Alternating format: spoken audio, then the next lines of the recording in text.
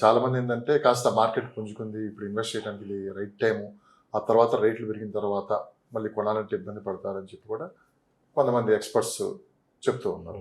ఇదైనా common evidence ఏంటంటే market డల్గా ఉన్నప్పుడు ఇన్వెస్ట్ చేస్తే ఒకసారి మార్కెట్ పెరిగిన తర్వాత ఒకసారి మంచి ప్రాఫిట్స్ అయితే మనకు వస్తూ ఉంటాయి.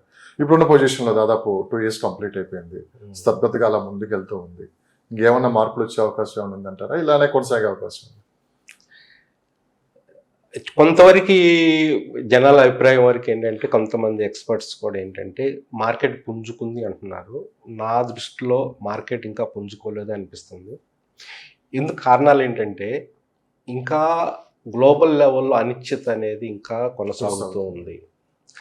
ఇది ఎప్పుడైతే క్లారిటీగా ఇప్పుడు ఈ రోజు వరకు అయితే కూడా ఏంటంటే ట్రంప్ గారి ప్రభావం కానీ, యుఎస్ ప్రభావం కానీ, అటువైపు తారీఫుల ప్రభావం కానీ, జాబ్ లాసెస్ ప్రభావం కానీ, అన్ని విధాలు ఏంటంటే ఒక విధమైన ఏంటంటే అనిశ్చిత అనేది అమెరికాలోనూ ఉంది. అట్లనే అదే అనిశ్చిత ఇండియాలో కూడా కొనసాగుతుంది.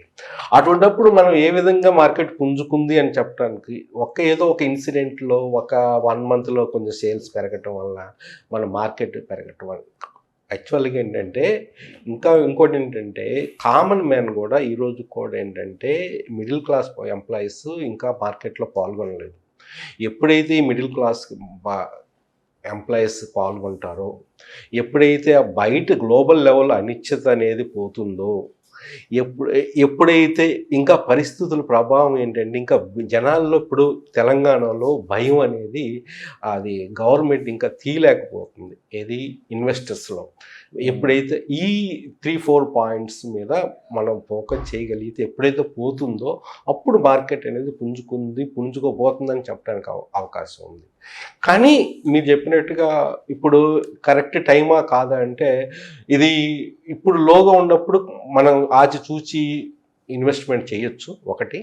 నెంబర్ 2 థింగ్ ఏంటంటే అప్పు చేసి లోన్ మీద ఇన్వెస్ట్మెంట్ అనేది ఇప్పుడు పరిస్థితుల్లో అనేది అంత మంచిది కాదు. ఎస్పెషల్లీగా ప్రైవేట్ ఎంప్లాయీస్ కానీ, ఇటు ఐటీ ఎంప్లాయీస్ కానీ, ఇటు ఫార్మా ఎంప్లాయీస్ కూడా ఎఫెక్ట్ అవుతుంది ఇప్పుడు. అది నా యొక్క క్లియర్ కట్. దానికి ఒకసారి వివరంగా చెప్పగలుగుతా? ఓకే, వివరంగా ఇంకా వివరంగా నేను డీప్ పోతానండి. ట్రంప్ అక్కడ యుఎస్లో ట్రంప్ రావటం వలన ప్రెసిడెంట్గా జీడిపి లెవెల్ అక్కడ కూడా ఏంటంటే 0.8% ఆఫ్ ది జీడిపి యుఎస్ లెవెల్లో తగ్గింది. అన్ఎంప్లాయ్మెంట్ అనేది అక్కడ 0.5% పెరిగింది. ఇన్ఫ్లేషన్ పెరిగింది. తారీఫ్లు మిగతా అన్ని కంట్రీస్ మీద పెంచుతున్నాడు. ముఖ్యంగా ఇంకా ఇండియా పైన, ప్రస్తుతం భారత్ పైన 50% తారీఫ్లు పెంచుతున్నాడు. దానివల్ల ఇంపాక్ట్ ఎలా ఉండబోతుంది అంటే, అటు ఐటీ కంపెనీస్, ఇంకోటి pharma companies, jewellery companies, textile companies, ఇవన్నీ ఏంటంటే చాలా వరకు ఏంటంటే ప్రభావం అనేది ఉండబోతుంది. అంటే ఈరోజు మనము 100 రూపాయలు పెట్టేసి మనం ఎక్స్పోర్ట్ చేస్తే అమెరికాకి ఒక ఐటము, ఆ ఐటము 150% అంటే 150 రూపీస్కి అక్కడ అమెరికా అమ్మాల్సి వస్తుంది. 50% 50 రూపీస్ అమెరికా వాళ్ళ యొక్క గవర్నమెంట్కి పోతుంది. అక్కడ మరి ఆల్రెడీ మరి చైనా నుంచి కానీ మిగతా కంట్రీస్ కానీ ఇంకో ఐటమ్స్ వస్తూ ఉంటాయి కదా, దాంతో కాంపిటీట్ చేయాలి అంటే ఈ 150 రూపీస్ పెరిగిన రేటు కాంపిటీట్ చేయాలంటే చాలా టఫ్గా ఉంటుంది. అంటే సేల్స్ అనేది ప్రభావం అనేది దానిపైన అక్కడ ఇంపాక్ట్ ఉండబోతుంది. ఇంకొకటి, ట్రంప్ యొక్క పాలసీ వచ్చిన కాడి నుంచి ఏంటంటే అమెరికన్ ఎంప్లాయీస్నే వాళ్ళ కంపెనీస్లో ఎంప్లాయ్మెంట్ చేయాలి అని ఒకటి ఉంది. ఇండియన్స్ ఇప్పుడు ముఖ్యంగా ఇండియన్ ఫోకస్డ్ అతను పనిచేస్తున్నట్టుంది. ఇది ఎగనిస్ట్గా ఆల్మోస్ట్ ఏంటంటే పైకి మాత్రం మిత్రుడు అని చెప్తున్నారు, కానీ చేస్తుంది మాత్రము ప్రాక్టికల్గా చాలా ఇబ్బంది పెడుతున్నాడు ఇండియన్స్. అదేంటంటే ఇండియన్ ఎంప్లాయీస్ అమెరికన్ కంపెనీస్లో తీసుకోకూడదు అంటున్నారు. అన్నప్పుడు అది స్టెబిలిటీ ఉందా, అన్స్టెబిలిటీ అని చెప్పుకోవాలి. మనకి అన్స్టెబిలిటీ. మనం రీసెంట్గా కూడా చూసాము, టీసీఎస్ 12,000 ఎంప్లాయీస్ని లే ఆఫ్ ఇచ్చింది. అట్లనే ఇంటెల్ 24,000 ఎంప్లాయీస్ని చేసింది. ఇన్ఫోసిస్ అసలు ఎంప్లాయీస్ని ఈ సంవత్సరం తీసుకోవట్లేదు. అట్లనే అబౌట్ అంటే ఏంటంటే ఈ విధంగా ఆల్మోస్ట్ ఒక 50,000 లేఆఫ్స్ ఆల్రెడీ జరిగినాయి.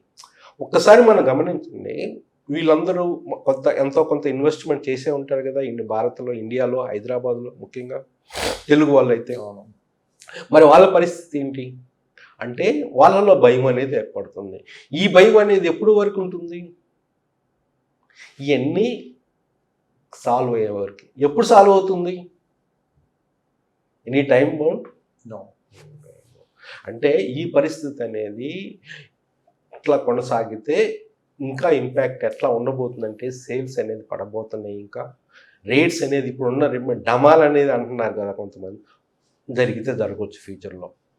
కానీ అంటే మీరు అన్నది కరెక్టే సార్. ఇప్పుడు సాఫ్ట్వేర్ ఎంప్లాయీస్ చాలా వరకు లే ఆఫ్ ప్రకటిస్తున్నారు, చాలా మందిని తీసేస్తున్నారు. ఇప్పుడు అంటే దీని ఎఫెక్ట్ రియల్ ఎస్టేట్ మీద ఎంతవరకు ప్రభావం పడే అవకాశం? అదేనండి, రియల్ ఎస్టేట్ మీద నేను చెప్తున్నాను. నేను ఇందాక ఒక ఎగ్జాంపుల్ చెప్పాను. ఒక ఎంప్లాయీ యుఎస్ ఎంప్లాయీ అనుకోండి, ఏదైనా లోన్ తీసుకొని ఇక్కడ కొన్నాడు, లేకపోతే అక్కడే కొన్నాడు. అక్కడ రేట్స్ కూడా అంత బాగాలేదు కదండి రియల్ ఎస్టేట్లో. అతను ఈఎంఐ ఎలా కడతాడు అంటే డిఫాల్టర్గా తయారవుతానికి అవకాశం ఉంది. ఈరోజు సేల్స్ లేవు అంటున్నాము. ఇదే సేల్స్ లేవు అని కంటిన్యూస్గా ఉంటే ఎక్కడి నుంచో బయట నుంచి తీసుకొచ్చిన డబ్బులు అప్పుల రూపాయన పరంగా కానీ, ఇంట్రెస్ట్ పరంగా కానీ, బ్యాంక్ రూపాయన, ప్రైవేట్ వడ్డీగా తీసుకొచ్చిన బిల్డర్స్ సంగతి ఏంటి? ఎంతవరకు మార్కెట్లో విస్టాండ్ అవ్వగలరు?